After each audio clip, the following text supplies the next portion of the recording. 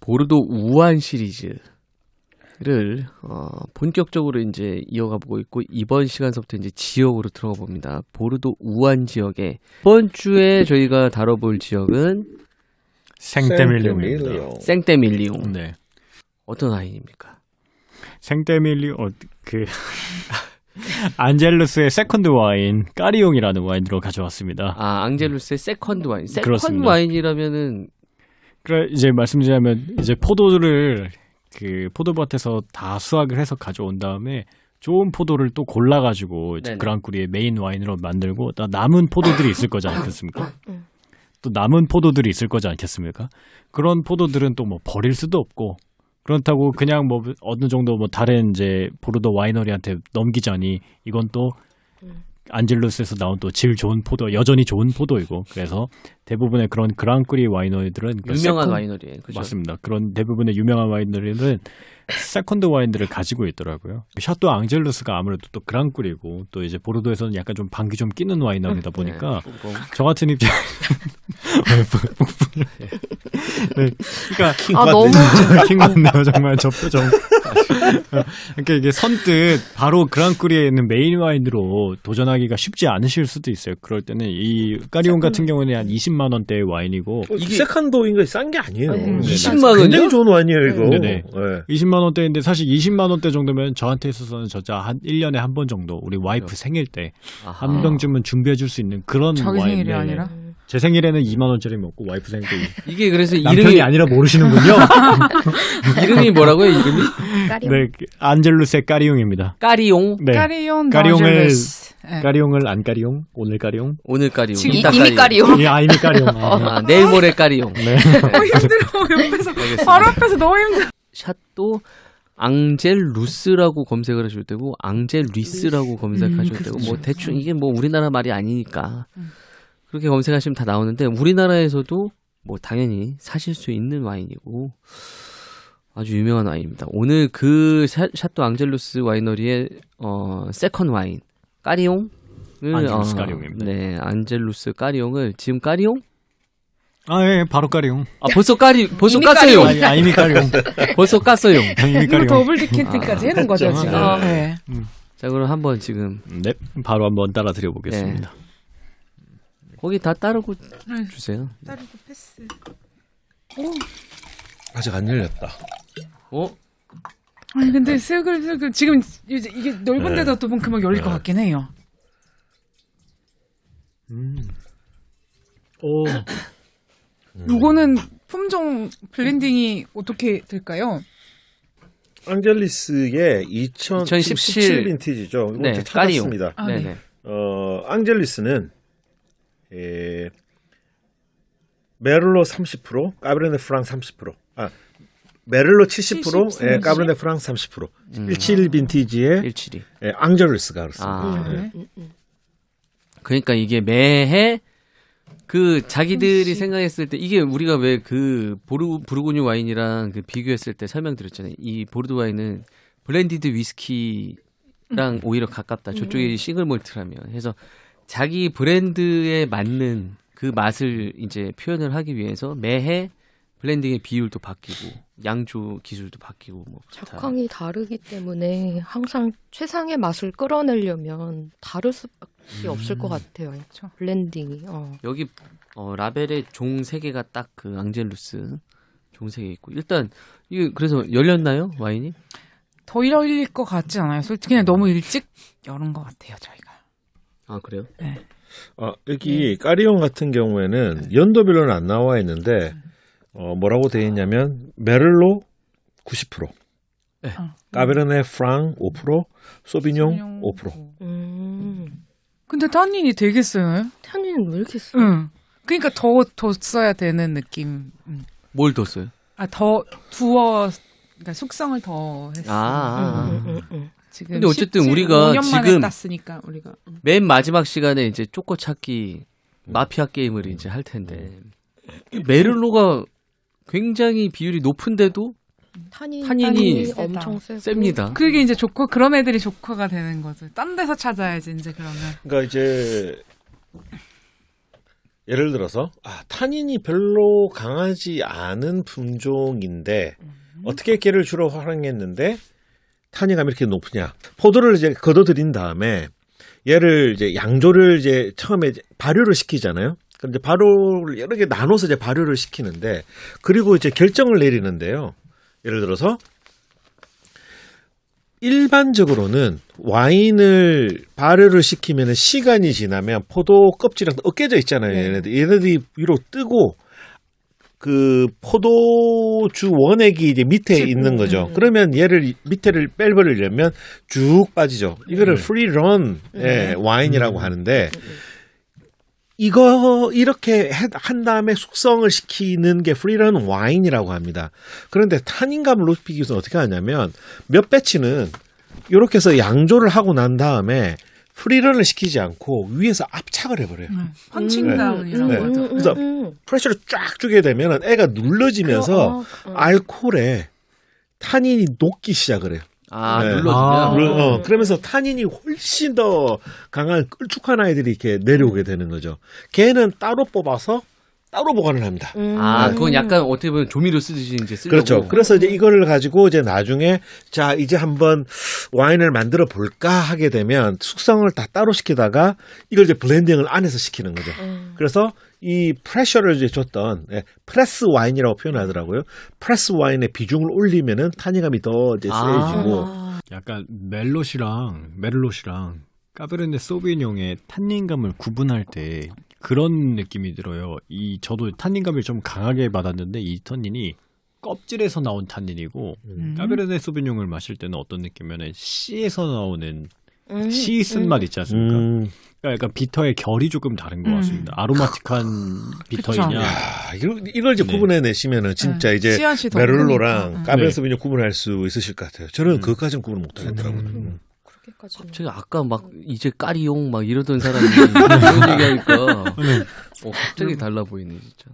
이것도 이제 그 포도가 어느 정도 비슷하고 거기에 나오는 차이가 씨가 있느냐 없느냐의 차이라면은 그 이제 씨 맛을 중심으로 해서 그걸 키로 찾아 들어가면 조금 쉽게 열 수 있을 것 같다는 그런 생각이 좀 드네요. 저는 지금 푸시 맛을 모르겠었는데. 이 앙젤리스 같은 와인은 약간 덜 열렸다 뭐 이렇게 딱 이것보다는 숙성을 그니까. 지금 너무 빨리 따은 것 그 같은 내 말이 이거 더 열릴 것 같지 않아? 풋풋한 그런 타닌감이라고 17 해야 빈티지라. 되나? 예, 빈티지가 17이어서 되게 약간 좀 프레시하지 않습니까? 네, 그래서 한 5년 이상 좀 더 좀 이렇게 더 했다가 5년만 더 하면 있다. 진짜 너무 맛있는 와인이지 않을까. 뭐 어쨌든 뭐 스물스물, 그런 아쉬움은 뭐 알겠는데 그걸 약간, 뭐 감안해서 조금 열리긴 하네요. 네, 슬슬. 슬슬 열리네요. 저는 안 열려도 맛있는 것 같습니다. 아니, 이게 그 그쵸. 감정으로 근데 마시는 거야. 혀가 아니라. 저는 어. 모르겠어요. 그런 얘기를 또 이 앙젤리스 와이너리의 얘기를 듣고 또 마셔서 그런지 모르겠지만 굉장히 좀 와인이 귀족적인 느낌. 약간 고운 느낌이 있습니다. 곱다, 맞아요. 그냥 보드랍게 쫙 빠진 느낌. 쌍스러움이 없는 느낌. 진짜 앙젤리스를 또 마셔보고 싶은데 세 칸을 먹으면 네. 결국은 그리고 오리지널 가게 돼 먹게 돼요. 있어요. 궁금해져가지고 세 칸이 좋으면. 특이 어떻습니까? 여러분들 마셔보셨을 때 수임도 그렇고.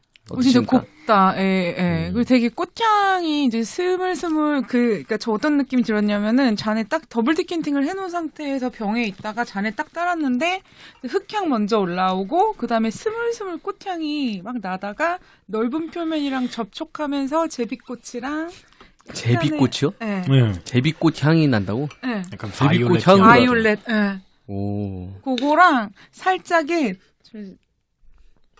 어머 장미향 약간 그런 되게 고운 꽃향이 스물스물 올라오기 시작하는 데까지 마셨어요 지금. 네.